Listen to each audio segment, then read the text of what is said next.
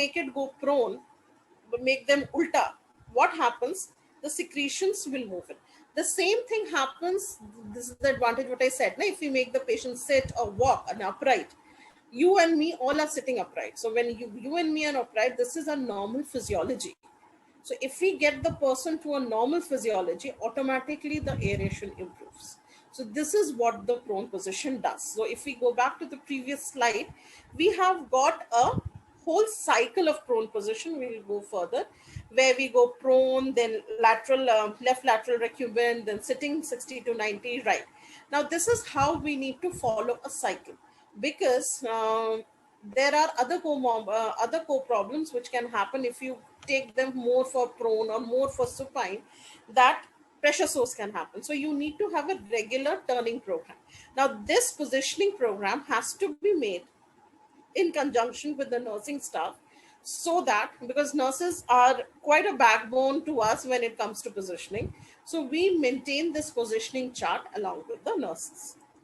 Next, obviously, respiratory physiotherapy. Now, we know it is most important. We have been talking, we have our clearance techniques like ACB, we have our passive clearance techniques like percussion, vibration, and we can use that chest wall oscillators and all for long-term patient. But there are certain kind of patients who may not be much benefiting from physiotherapy, which the guideline says is, you can see in the slide, where PEEP is more than 10 centimeter and proning, and still patient has not been responding.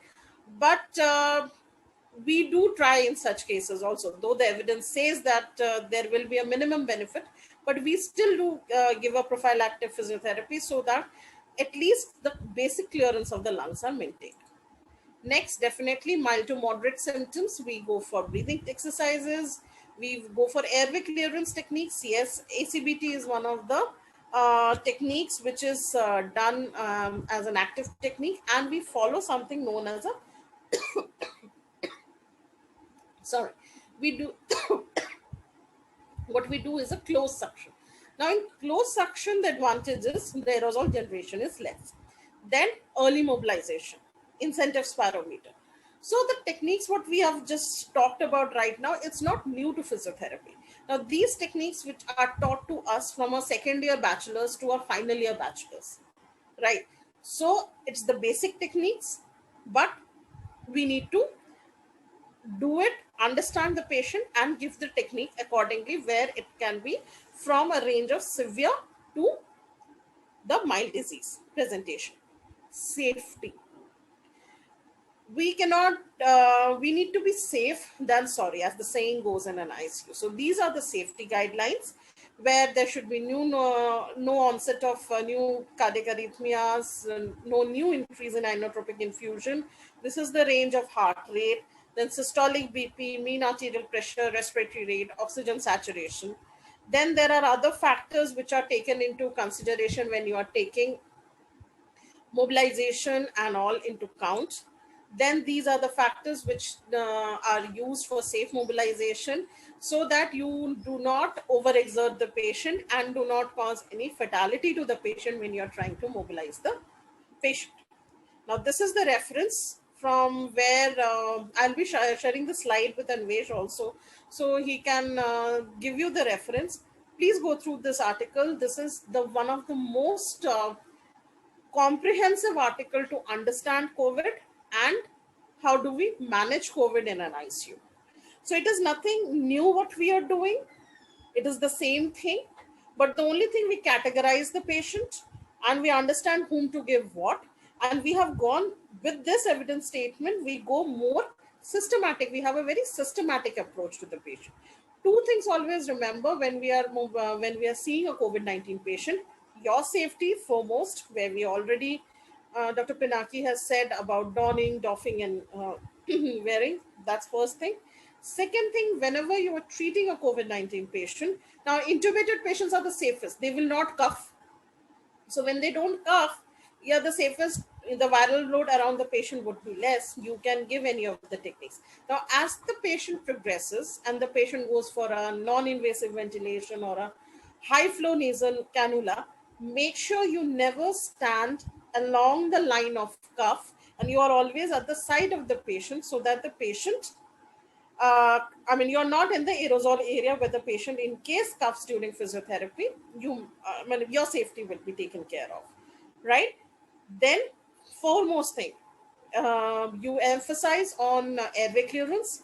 Second thing, get the patient to breathing exercises so that the respiratory muscles improve, the strength of the parenchyma improves. Do a lung expansion exercises like incentive spirometer, so the expansion of the lungs are maintained, and get the patient off the bed. It is even simple, get them on a semi-fowler position or a just a propped up position also makes a lot of difference in the ventilation parameters of the patient. So with each and every session, normally in an ICU, we either do a 4th hourly session or a 6th hourly session, make sure some amount of mobilization is given to the patient. It can be as simple as making the patient turn sides on his own, right? Proning is the position of choice for anyone with a moderate to severe disease. Right, so that's what I gave is an overview of what I, along with my team, follow in the ICU. So further on, I would like to just very briefly discuss the. I had two cases which actually I thought of discussing with you. Um, these are the recent cases where I would like to show you what I dealt with. We had a 68-year-old male COVID positive, came with breathlessness, fever. Examination had 93% SpO2 and had a comorbidity of hypertension and type 2. So this was the X-ray on admission. Further on, by day 1 in ICU, we can see there is a further deterioration in the X-ray. Then day 2, day 3, day 4, day 5. Now we followed them for him for 2 to 6 days. He was in ICU. We did proning. The patient was on high flow oxygen, so it was a mild. And the physiotherapy, sorry, just a second. Physiotherapy techniques, what we followed was the initial day 2 and day 3. You can see the day 3 X-ray was really bad on the right side. You can see the opacities had increased. And again, day 4, we had a bad day with a left lower lobe opacity was at the lower lobe was increased. So what we got the patient to do was, along with the passive technique of percussion vibration, I used to make him forward lean, because after proning, forward lean was best tolerated by the patient, and used a vibrator over the posterior chest wall, and then made the patient to do a lot of breathing exercises, segmental breathing exercises. And he had very less complaints of secretion, so that was one advantage. And we got the patient to go off the bed very soon. By 6th or the 7th day, we tried getting the patient off the bed.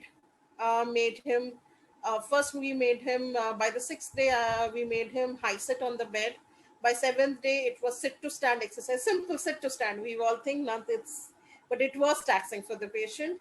And I was very happy on the 8th day when he finally went on to the step down. We shifted him to the ward. He did not needed, he never needed a step down ICU, but he went on a rebreathing mask. From a rebreathing mask, he stayed for another week in the ward, and finally he went back home uh, without any oxygen support. That's one case. Anvesh, do we have time, or shall I skip the videos? Okay, how many slides left, madam? I have just one more case to discuss after this. That's all. That's about a spinal cord injury case. You can I think you can show this video. You will show this video, okay? And then I'll, I guess, just skip and finish with the case 2, and then I guess fine. Okay, now as I work with spinal cord injured, so it is not that spinal cord injured do not get COVID positive.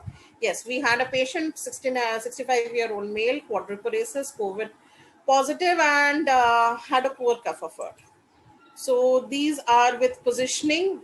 For him, positioning was a major stay, because we wanted to avoid mechanical ventilation. So we actually had put him on a prone positioning, and as you can see through the x-rays, he improved, and he was shifted to ward on a 3 liters nasal prongs. So this is the team what we work. This is a normal day in an ICU. We all look like this. Thank you. I'll be open to questions if anybody wants to ask anything. Okay, thank you, Dr. Shambhavi. Yeah. This was a nice presentation. I think the take-home messages are very simple. That from beginning we read these exercises and techniques, but this is the experience which will make you understand what to do and what not to do with the patients. Right. Thank you, Dr. Shambhavi. I think we will not continue with the question answer for now, as we are running short of the time. We will No continue. issues, no issues, Anwar. Okay, and we will take the questions from the students, and whatever the questions, I will mail you together. You can give me a short answer for them, and which I can forward to the students again. Sure, Anwar. Thank you. Okay, thank you. And Thank you. we will move to our next presentation. And for moving to the next presentation, what would be nice to say that our next speaker is our director, Madam Dr. Shabnam Agarwal. She has done her PhD from Australia and Masters from UK, and she is also the chief physiotherapist of Bellevue Clinic. She has more than 30 years of experience, and I would like to say one more thing. That what would be the best thing? Dr. Sambhavi has given a reference of an article, and our madam is one of the author of that article. So that actually tell everything, that one of the best articles to be followed now in India is authored by our director, Madam Dr. Sabnam Agarwal. And let's welcome Dr. Agarwal, ma'am. Right, Anvesh. Thank you so much. And thank you everyone who's attending this webinar. So, like we've had such great speakers like Dr. Pinaki and Dr. Sambhavi that I actually have no role anymore. But I'll quickly summarize. The first thing I wanted to confess is that I'm not a cardiorespiratory physiotherapist. I'm a musculoskeletal physiotherapist, but I'm also the HOD of a hospital. The hospital became COVID, and we all climbed onto this bandwagon because we needed to be there to support patients, to support our colleagues, because the ICU needed us, the patients needed us. Now, I'm going to be speaking, I have no presentation prepared for you. I'm going to be speaking completely as, I would speak to a person, you being all healthcare workers, you being possibly meeting people who need help, family members, extended family members, and they come to you and say, you know what, I think I have COVID, or আমি কিরকম জানবো আমার COVID হয়েছে, right? So I'll just tell you, quickly share with you what you should be doing, because you can't appear dumb, right? You have to say some things. You have to say something intelligent and meaningful.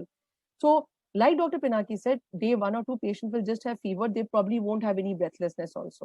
So the thing to do is to be vigilant and alert. They've got fever.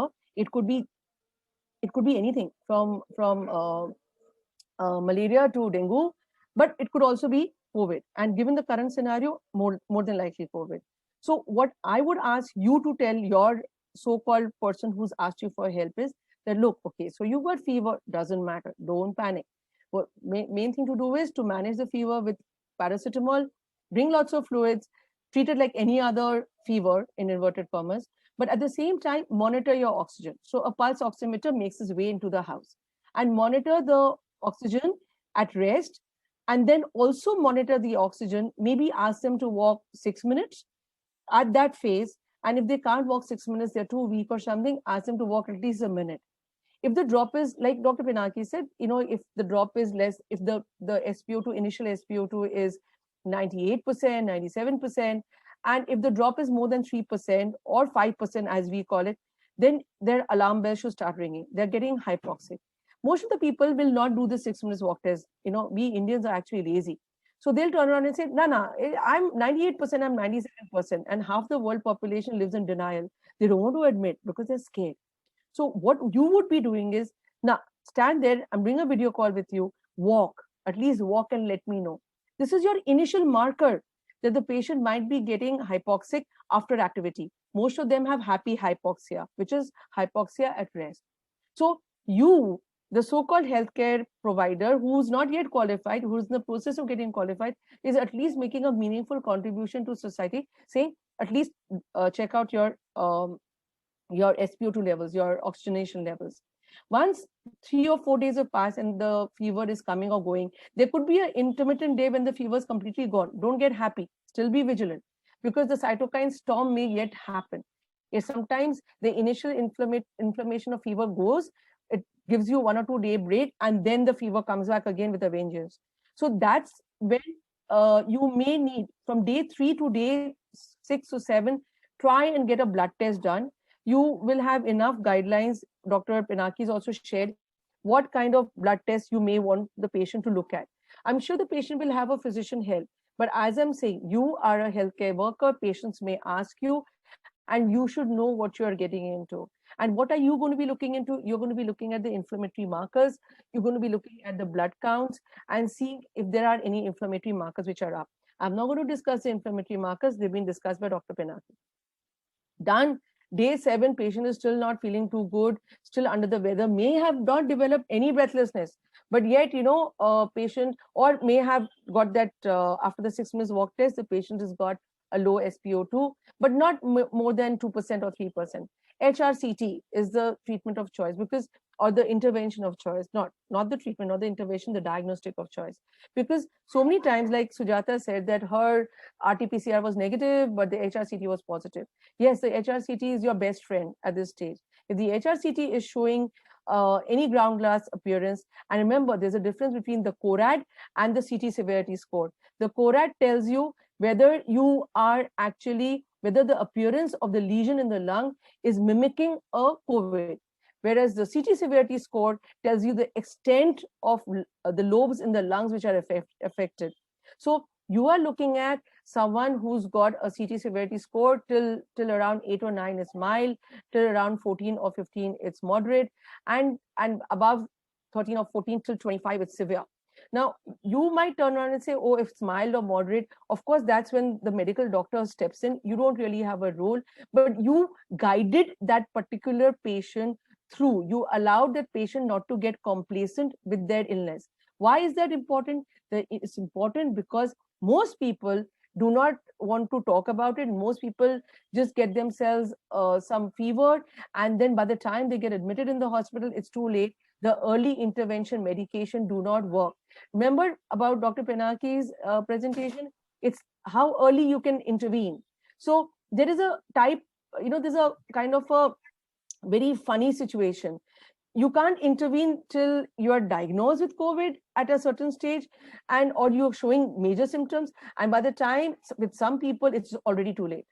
So you have to be vigilant about how the disease is progressing. If you are vigilant, you can actually have a role in saving someone. So this is your role in initial, initial warning people about the red flags.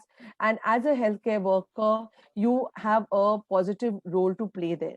Now, during COVID, during hospitalization, Dr. Sambhavi is giving you all in all, whether the patient is in the ward, whether the patient is in the ICU, you still have a role to play, and that may extend from just spirometry mobilization to oxygen management and everything else. All I can tell you, physios, is that when you are looking at the patient, especially now in the second wave, it's not just the SpO2 levels, it's not just that. You should be looking at their blood parameters, you should be looking at the cardiological parameters, and you should be looking at the lung parameters before you step into the ICU to see your patient. Because if you just look at one system and not the other, you are liable to make a wrong judgment where the patient management is concerned.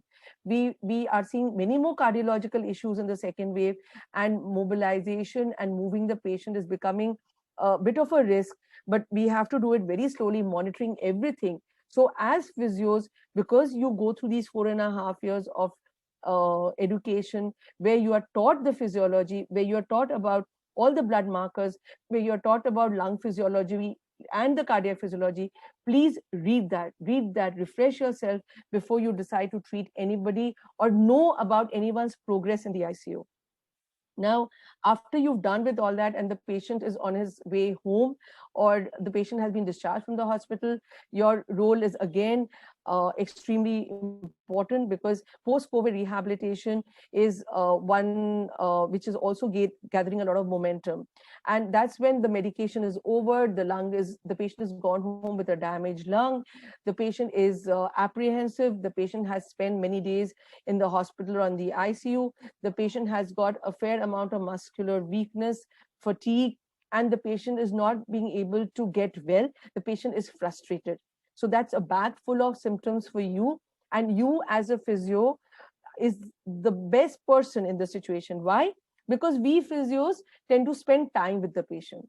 We are not just there to write a prescription and move on. If we go, we have to talk to the patient, we have to look at all their vitals, then we have to make them do some level of movement, whichever it be, whether it be breathing or whether it be movement.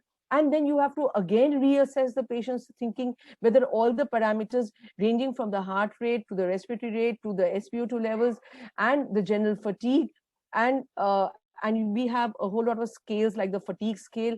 Everything is sorted out. You're not leaving the patient extra fatigued, and yet you're not leaving the patient unchallenged, and then you are leaving the patient home to go back another day. And you are the only one who's going to see the patient from the time they've left the hospital to the time that they're gone back to work. So the role is very vital. So don't undermine, don't just say, oh well, all we need to do is breathing exercise, oh well, all we need to do is some basic simple endurance training or strength training. No, the dosing is very important. The to know the vitals of the patient before telling them that, look, I don't think that you can actually do 10 reps. I think 5 repetitions is good enough for you, because that's causing the heart rate to go up. I don't think that you should be doing breathing exercises, maybe, even if it's segmental or diaphragmatic, or whether you're doing the spirometer. I don't think you should be doing more than 7 reps or 5 reps, because again, once you finish, you're so fatigued that you can't do anything further. Also, patients who go back home with some level of oxygen requirement, please be aware that these patients are very, very weak. And so when you mobilize them, or even when the patient does a small daily activities of daily living like eating or going to the toilet, they come out feeling very fatigued. So be aware of the fact that oxygen therapy may be still required. So 2 liters of binasal while they are passing stool, or 2 liters or 3 liters on the binasal while they're eating, will prevent that hypoxia state, will prevent them for their heart rate to increase or their respiratory rate to increase. Because most patients feel very unwell when their respiratory rate or their heart rate increases. So let me just wrap this up in a nutshell. You are, because the medical management and the ICU management and the hospital management have been covered. Now let's see you going to the patient's house post-COVID. You need to assess whether the patient still requires oxygen or does not require oxygen. Oxygen at rest is one aspect. Oxygen after movement, which may be activities of daily living or the exercises that you give to the patient, is another requirement. Judge that. Do not just go by a prescription that is given by another medical professional, because they are not seeing the patient moving. You are the one who's seeing the patient moving. If you feel that the patient does require oxygen, have a discussion, because teamwork is what this is all about. And say that after movement or after eating or after passing stool or after a bath, the patient is extremely hypoxic or the patient is extremely breathless, and I do think that some amount of oxygen is required. Another thing that you must keep in mind is that patient may not need oxygen during the day, but patients do undergo nocturnal hypoxia. So patient may need oxygen at night. So be vigilant about that aspect also. And as I said about the dosing, every patient is different. Every patient is not going to do 10 or 15 repetitions of every breathing exercise. So be extremely patient and customize your exercise prescription when you are treating your patient. It is not a blanket prescription, it's an individual prescription. And whether you treat, as I said, you do a holistic approach. You should not be doing an individual approach. COVID is not only about the lungs and the heart, it's about your musculoskeletal system. So you will be dealing with all of that. Over and above that, you will also be doing new pains and aches which may have developed. Someone may be a chronic OA patient who may have now developed an acute episode, and someone may not have had any joint pains, and now post-COVID, because of the muscular fatigue, maybe because of the stay in the hospital, has developed new joint pains and aches. So treat the patient as a whole. Don't just treat a part of the patient, and be there for the patient, because they've been through a very rough journey, and they need your support. And as physios, we have a definitive role to play. So give your best to your patient, because as a healthcare worker, that's the basics or the basis of your existence and the basics of what you stand for. So that's my message to you. Any questions, I'd be happy to answer, but I've wrapped it up, Anvesh, as quickly as possible, and I hope as comprehensively as possible. Thank you, madam. This was really crisp and such a detailed information you have given with such a nice timing. Thank you. Thank you. I knew you'd appreciate the timing, if nothing else. Thank you, ma'am. Thank you very much, ma'am. This is a very good information which our students should follow, and this is a practical oriented advices and the informations what you have provided. Thank you very much, ma'am. And we will move forward with the program. Ma'am, actually, we are not taking questions now as we are running late. So we will take the questions later on from the students, and we will pass it to you if they want to ask anything to you. Sure. I'll be happy to answer them. Thanks. Yes, thank you, ma'am. So we will move forward to our next event. That is some video clipping from our students who were a patient of a COVID, as well as they are the COVID warrior. They do see the patients around in the hospitals. Dr. Moinak, can you please play the videos now? So I think we will start with Dr. Prakash. He is our ex-student and working in MD shortly. So we will take his video first. Sure, sir.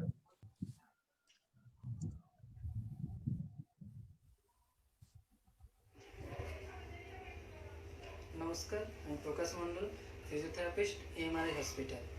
COVID-19 যেভাবে সারা বিশ্বকে আমাদের গ্রাস করেছে মহামারী রূপে, এর ফলে আমাদের স্বাভাবিক জীবনযাত্রা পুরোপুরিভাবে পাল্টে গেছে। আমাদের দৈনন্দিন জীবনে কিছু কিছু শব্দের সঙ্গে আমরা নতুনভাবে পরিচিত হয়েছে, যেমন মাস্ক, স্যানিটাইজার, সোশ্যাল ডিস্টেন্সিং। একজন ফিজিওথেরাপিস্ট হিসাবে আমার ব্যক্তিগত কিছু অভিজ্ঞতা আপনাদের সামনে বলতে চলেছে। 2020 মে মাস থেকে আমরা ক্রমাগত কোভিড পেশেন্ট দেখতে শুরু করেছি। দীর্ঘ সময় পিপিই পরে থাকার দরুন ডিহাইড্রেশনের শিকার আমরা সবাই হচ্ছে। তাই রেগুলার এক্সারসাইজ এবং ওয়াটার ইনটেক আমাদের জীবনের একটা দৈনন্দিন গুরুত্বপূর্ণ অংশ হিসাবে আমাদেরকে নেওয়া উচিত। এবং আমি নিজে 2020 জুলাই মাসে কোভিডে আক্রান্ত হই। কলকাতা মেডিকেল কলেজে দীর্ঘ 11 দিন অ্যাডমিশন থাকার পরে আবার নর্মাল জনজীবনে ফিরে আসি এবং আমার কাজে জয়েন করি। এই কোভিড-19 ফিজিওথেরাপিস্টের একটা গুরুত্বপূর্ণ ভূমিকা আছে বলে আমি মনে করি। একজন ফিজিওথেরাপিস্টের কোভিড-19 পেশেন্টের ওয়ার্ডে আইসিইউতে বিশেষ করে চেস্ট ফিজিওথেরাপি দেওয়া বা ওনাকে চেস্ট মোবিলাইজেশন করা বা সাকশনিং করা বা পেশেন্টদেরকে বারবার পজিশনিং চেঞ্জ করা এবং একটু স্টেবল পেশেন্টকে তাদেরকে আমাদের চেস্ট মোবিলিটি এক্সারসাইজ এবং বিভিন্ন ব্রিদিং এক্সারসাইজ ও এছাড়া তাদেরকে আমরা মোবিলাইজেশন করা এবং পেশেন্টকে ওয়ার্ডে হাঁটানো এবং দৈনন্দিন এক্সারসাইজ করালে তাহলে আমার মনে হয় পেশেন্টরা আরও সুস্থভাবে স্বাভাবিক জীবনে আরও তাড়াতাড়িভাবে আরও তারা সুস্থ জীবনে ফিরে আসতে পারে। এবং এই অভ্যেসটাকে তারা যদি বাড়িতে গিয়ে আবার রেগুলারভাবে করতে পারে তাহলে তারা পুনরায় নর্মাল জনজীবনে ফিরে আসতে পারে। এই কোভিড নিয়ে আমাদের অযথা আতঙ্ক হওয়ার কোনো কারণ নেই। একটাই কথা শুধু বলতে পারি, যদি আমরা সবাই মিলে ইউনাইটেডভাবে এর বিরুদ্ধে লড়তে পারি তাহলে আমরা এইটাকে জয় করে আবার এই মহামারী থেকে আমরা মুক্তি পাবো। শেষে লাস্টে একটাই কথা আমি বলতে চাই, প্রাণপণে পৃথিবীর সর্বজন জালে বিশ্বকে শিশুর বাসযোগ্য করে যাব আমি নবজাতকের কাছে, এ আমার দৃঢ় অঙ্গীকার। এই বলে আমি আমার বক্তব্য শেষ করলাম। Thank you, Dr. Prakash. It's a nice message to be given to the whole community and to work together and then overcome the COVID. Now, Dr. Moinak, can you please play Dr. Tamali Chakraborty's video? Dr. Tamali Chakraborty also. Hello, this is Tamali Chakraborty, ex-student of NIHS. I just want to share my experience during my COVID infection. It was 1st of the September. I'm just in the morning I was unable to wake up and I have high fever that time and tremendous body ache. I was associated with Apollo Home Care, so I was seeing the physical patients and as well as the virtual COVID rehabilitations. I go to the hospital directly along with my friend and I got tested. And the one day after my test is done, report has came that it was showing that my RT-PCR test is positive, and I got admitted because my saturation was getting down several times. It was in 89, 90 and severe headache, and my temperature was 104 degree and severe body ache. As I stay alone here, I go to the hospital and admitted there, so they have to start the steroid injection and other things, and as I take the precautions and I take it was very early, so I don't develop such complication, but after the 15th day when I came back from the hospital, the main problem start there. I feel that I am so weak that I cannot stand up, I cannot walk, I cannot climb stair even. So that was the major problem I have faced. Then I discussed with my seniors and other teachers. They suggested me, they prescribe few breathing exercises, and it take a long time to come back to the normal life. Almost in the month of January, I'm completely fit, and after my COVID infection, I got several problems like indigestion, mood swing, mental depression. I go through all this thing. It take few times, and finally at the month of February, I can join my walk. I was feeling that I am physically stable. I can see patient right now. Until then, after the Feb, I got vaccine. Until now, I'm doing well. But it was a very bad experience at this age. I suffered a lot in COVID. But thanks to my senior and those doctors who helped me a lot, now I'm absolutely fine. Thank you. Thank you. Thank you, Tamale, for giving your input to our presentation. I hope our students and our alumni group will enjoy the experiences and whatever has been told by our students, like our Bishti Chakraborty, Dr. Sujata Devroy, Dr. Prakash Mandal, and Dr. Tamali Chakraborty. Okay, now with all those things, one thing come to our in our mind, like as you have seen that Dr. Prakash, Dr. Sujata, even Dr. Brishti and Dr. Tamali has spoken as a patient. Okay, they always do suffer a fear, a state where they need to fight back. Okay, as a healthcare professional, people can fight back very nicely, but when you are not in a healthcare, you are afraid of this kind of condition where in this social media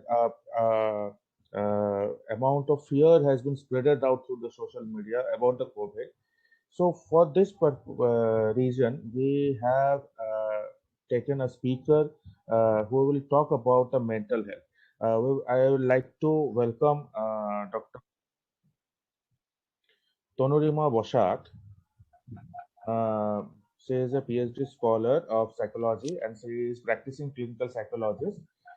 She is now the assistant professor of Nopanistop Healthcare Studies, Kolkata, and she is also seeing patients regarding the COVID, and she will be talking about the mental health of various COVID survivors. And when we are talking about the COVID survivors, we also talk about the warriors. We'll be talking about the mental health of the COVID warriors because that is also an important section which should be taken care of. I welcome Dr. Tonurima Boshak in the webinar. Madam, welcome. Thank you so much, sir. Thank you, sir. Ma'am, you will be sharing the video, or sorry, the slides? I'm not able to share this. You Oh, please no, share this. we will do it. Dr. Baina, can you please share the presentation? Yeah, that is Yes, thank you. Thank you so much. Ma'am, Thank you, sir. Yes, sir. Oh, thank you so much. okay. Thank you. Yes, Thank you, carry sir, on. for giving this opportunity. So, good evening, students. So today's my topic is mental health of COVID patient and warriors. Okay. So at the beginning, if I ask you what is mental health, it's very important nowadays because physical health and mental health is go side by side. Okay, so when we say that I'm mentally healthy, okay, if I have no mental illness, then when I say that I am mentally healthy? No. If I have gastric problem, that means I'm not physically fit. That actually means I'm not mentally fit also. Okay. Take another example. If one individual is exercise regularly, do their daily activities, but they are not feeling to talk with their friends, is he or she is mentally healthy? The answer is no. Okay. And the other example is they have she or he has maybe 10 or 11 friends. Okay, but they are not uh, she is not actually emotionally fit to catch with them, to talk with them, to make a good relationship with them. Is he or she mentally healthy? No. So that means if our every area is not perfect, then we not say that I'm a good mentally healthy person. So if I cope fruitfully, if I do our daily activities, and if I'm mentally as well as physically healthy, then we can say that I'm mentally healthy. So there is a definition is given by WHO. I'm not reading it. Just see the slide. And nowadays we are worried so much. It's a very natural thing. Okay. And the topmost worried is that fear of death. And that is called the existential anxiety. Okay. Yes, this is very common. Fear of the death. I think maximum everyone will we suffer from this type of anxiety that is called existential anxiety. That means we are in a reality. So this type of anxiety definitely will happen. If we are in a denial stage, then this type of fear or anxiety doesn't happen, but we are in reality. So there is some panic attack we actually go through. Panic attack means, am I going to die today? Am I going to die tomorrow? So this type of panic attack or anxiety attack is so common nowadays. Everyone, we go through this type of attack. So there are some tips we actually go through next to manage our mental health or well-being during these difficult times. Okay, so very first one is be compassionate